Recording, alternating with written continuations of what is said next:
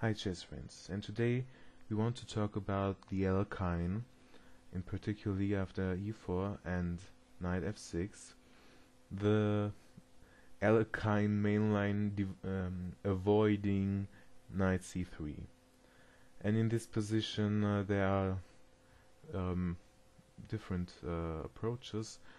Probably e5 is the strongest, going back into a Vienna, or two knights or four knights defense, or something like that. But then you have to know the theory of that, of course.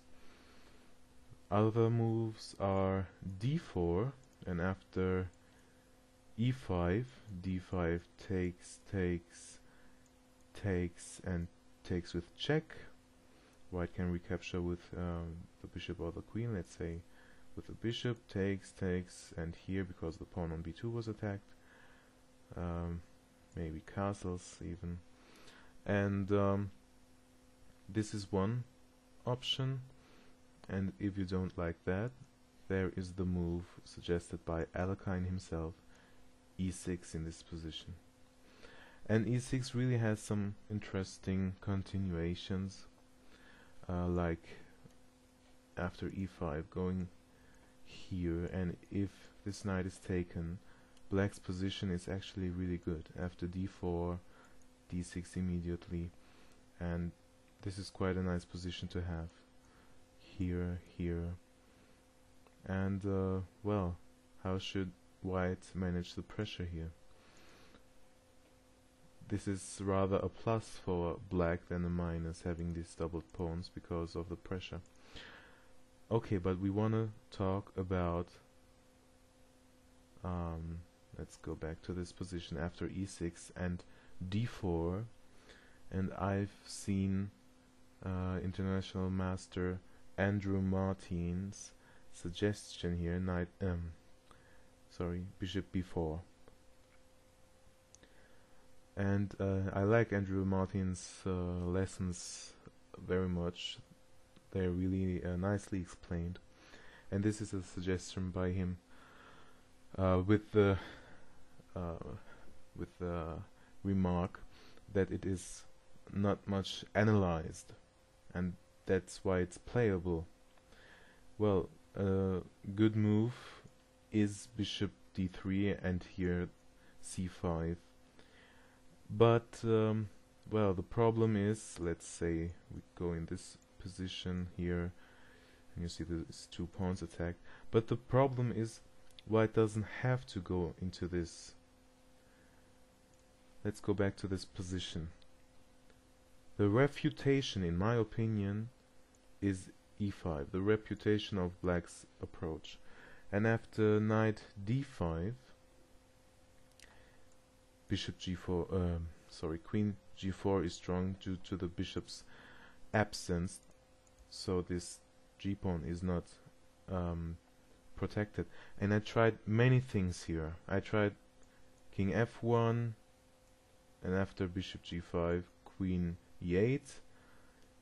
Well, I tried to look if there is something. Let's go back. I looked for, what did I look for? G6, and after bishop g5, f6, and if takes. Well, but in such positions, say we're going here, castles. The problem is the bishop is here and not here, and this is why I don't like this position. Let's go knight f3, maybe b6 to develop this piece. Well, a6, bishop takes, and already, I don't know, I don't like black's position too much. So what was I looking for? There is a nice move here for black, which Ripka thought and this was castles in this position, believe it or not. And after bishop h6, go g6 and exchange and sacrifice the exchange with the idea that the king is safe, the black king is safe first, and that here there's a problem for white to solve. Let's say knight g2 e2, and if bishop takes, doubling white's pawns, b takes, queen a3, and Rybka thinks that this position is rather equal, but it's not so. After queen g3 overprotecting or protecting c3, black can gain a tempo with queen b2 attacking the rook, rook c1, defending c2. But after well, in this position, black cannot find any progress. After a standard move, h4, h5 is coming, and long term, this should be a losing position for black. So, just to recap, bishop b4 in this position, to me, is a bad move because of e5. Play this with your engine and try different approaches, and you will see that after queen g4, black should lose long term. And this is why I'll show you a game I played in this position, not playing bishop b4 as Andrew Martin recommended, but going back into a classical French with d5, and maybe even transpose into other French lines with bishop b4 if allowed. But yeah, my opponent here played bishop g5. Well, there are different moves here.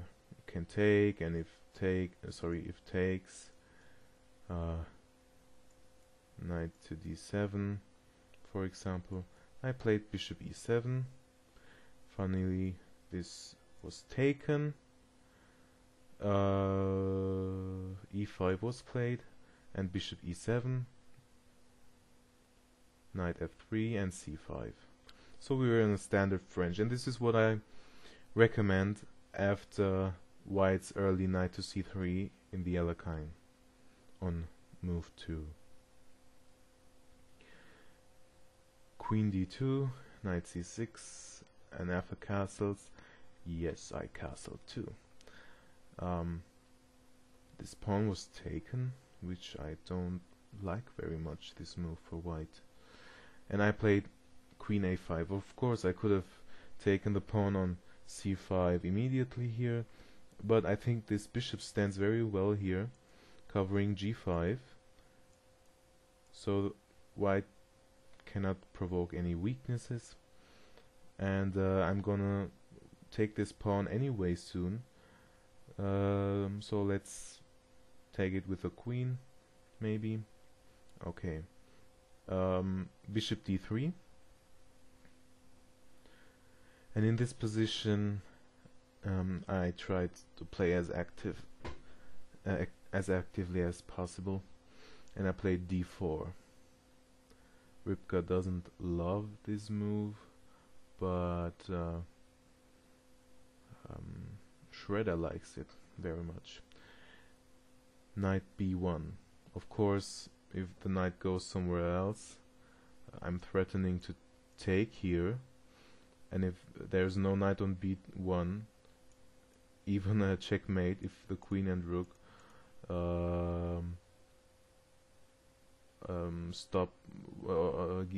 take away retreat squares from the king, and if b3, well, this doesn't help either, and if c3,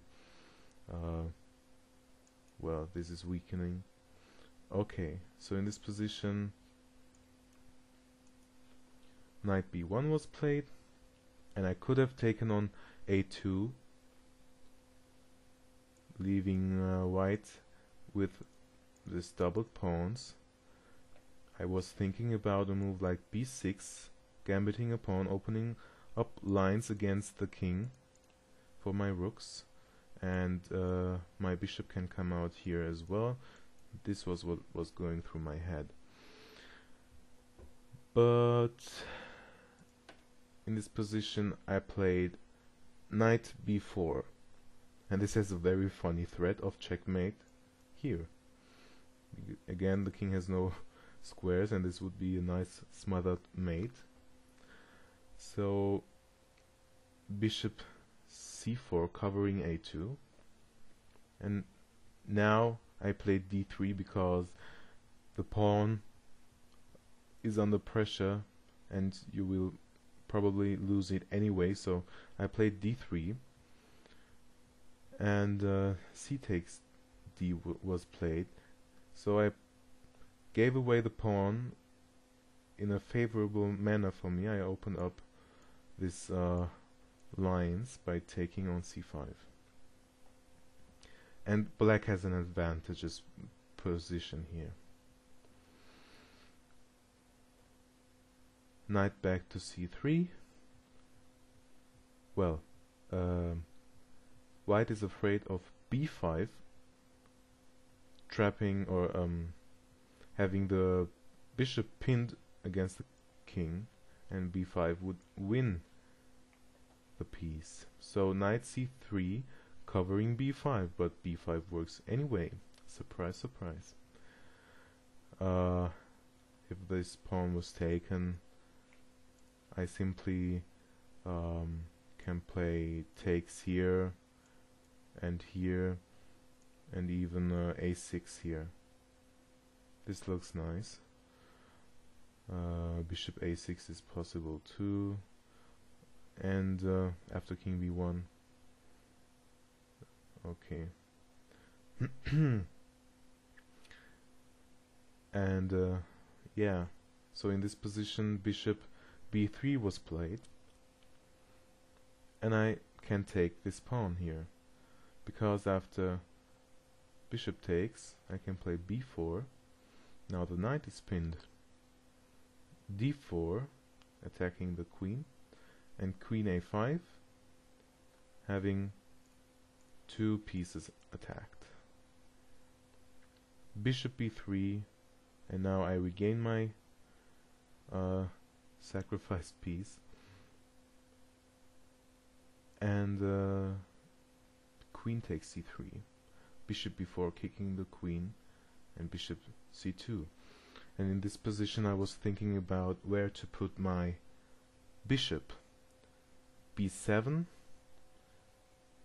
covers d5, looks to the central squares, cutting the board into half, and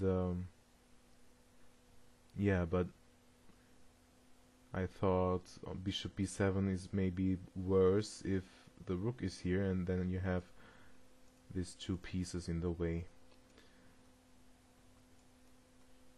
So I wasn't sure, and if I go bishop a6, then I stop the opportunity of such a maneuver here, because the bishop is in the way there.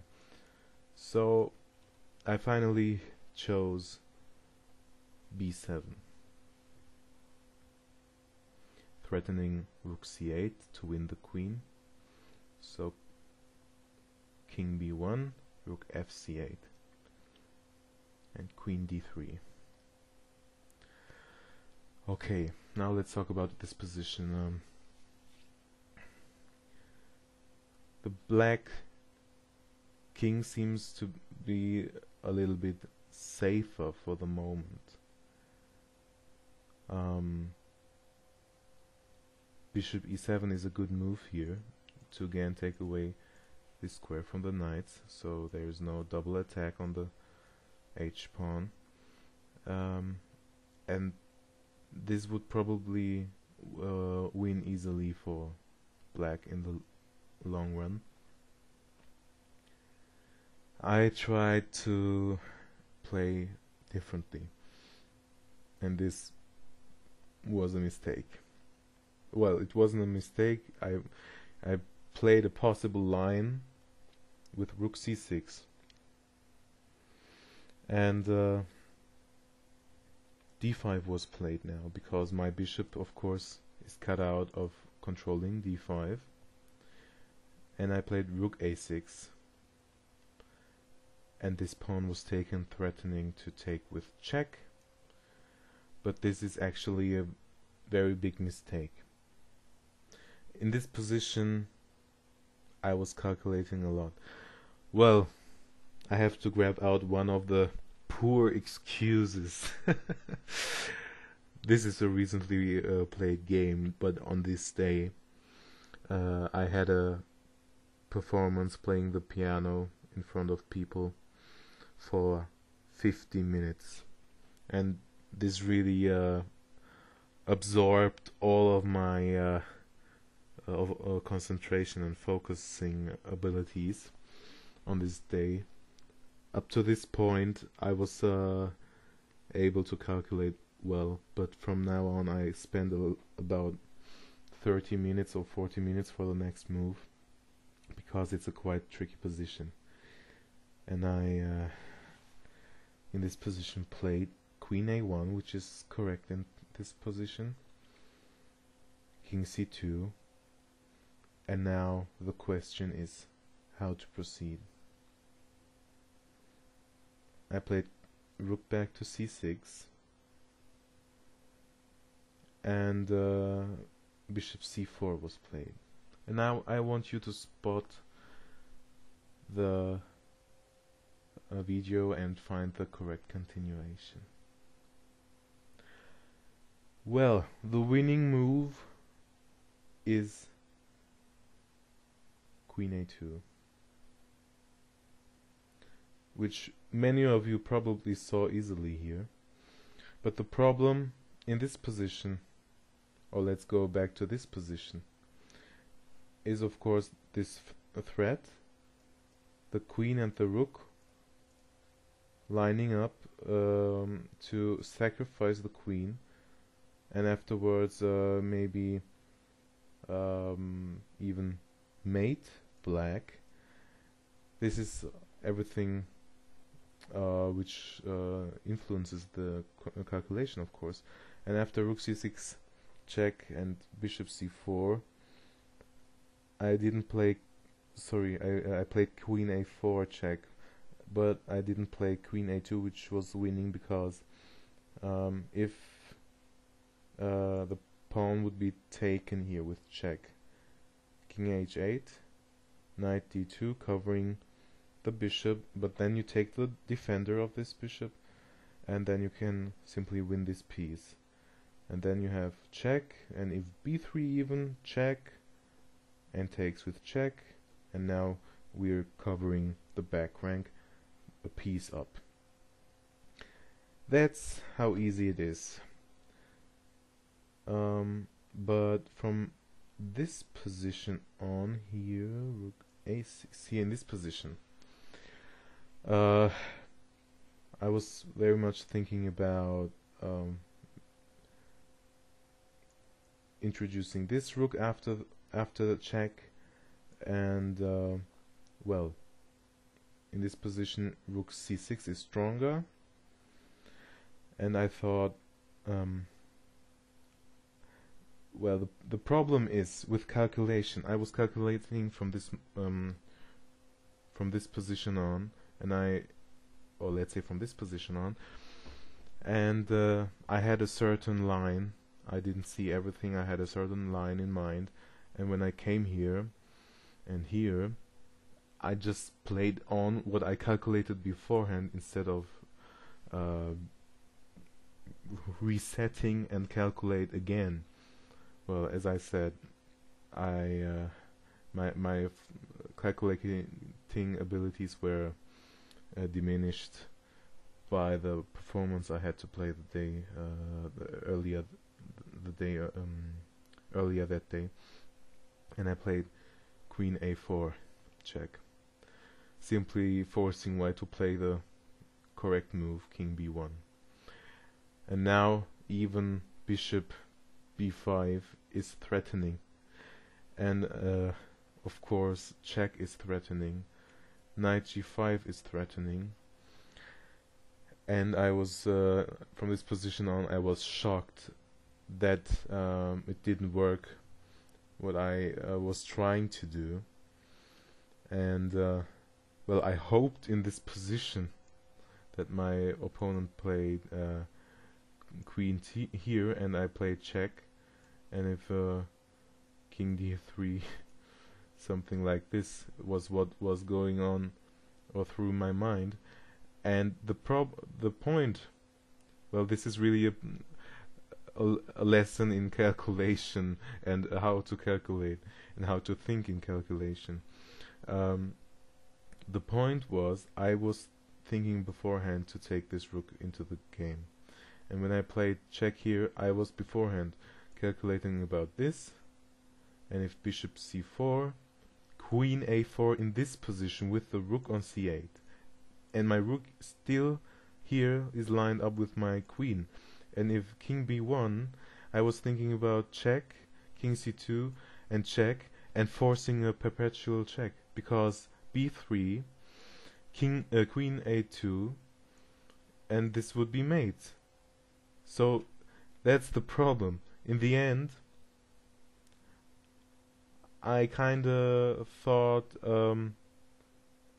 that here maybe I can even sacrifice this rook or something like this, and I was so confused with these two lines, the lines with the 8 rook and the 6 rank rook confused me in this position, and well, as I said, my battery was empty, and I played the correct line, but I didn't play it out correctly, and I again tried queen a4, and after king b1 I now understood that I couldn't play queen a1 check anymore. I couldn't force a perpetual check, and yeah, so this is why I found myself in this mess. And I thought, okay, I take this pawn and just hope that my opponent doesn't find the right way, but this is of course over. My opponent doesn't even think about bishop b5, and now there's mate threatens soon, so I just gave it a try and I took on c4, and well, if the queen took this, that would even be enough, but my opponent played correctly here, and queen g7 and queen f7 mate. Well, I hope you understood that firstly, when you play a game, don't plan anything else that day. That's very important. But I couldn't do anything about it in this case. And the second thing is, when you calculate a line which is rather long and very complex, from, let's see, this position on, then after this move, then you really have to calculate again from every move on which you play, and not just try. You have to try not to see only that which you calculated beforehand, because then you have a complex of moves in your mind which is very difficult to reset and to overwrite. So I wasn't able to see anything else because I mixed the two lines with rook c8 and rook c6, and then I wasn't able to even save myself with a perpetual check. Okay, I hope you got something out of this game and this calculation flaw which I made, and hope you can avoid these kind of thinking errors. Please subscribe, comment, and like if you did. Thanks.